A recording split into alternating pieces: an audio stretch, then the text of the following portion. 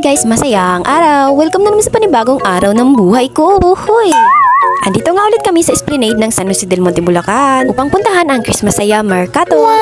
Kapag pupunta ka nga dito ay marami kang pagpilian at sasalubungin ka talaga ng mga iba't ibang pagkain. Ikaw na lang talaga bahala kung ano yung gusto mong cravings. Kaya kapag pupunta ka dito dapat ready ang bulsa mo. Huy! Hindi nga lang mga pagkain ang nag-aantay sa'yo dito kasi meron pala sila dito mga palaruan na sure talagang mag-i-enjoy ang inyong mga baby. Dito nga pala kami dito sa dulo kasi wala masyadong mga tao kasi nga mahirap na pag-crowded kasi meron tayong baby kasama. At sa nakikita nyo nga wala nga masyadong tao dito kasi mga bata lang yung mga pumupunta dito, yung mga ibang tao andun sila, kumakain sila dun sa mga may food stalls. Huwag nga kayong mag-alala kapag meron kayong baby kasama, sobrang safe dito. Kasi nga napakalawak talaga dito kaya pwede kayong mag-ikot-ikot kaya nga lang mapagod ka kakahabol sa baby mo.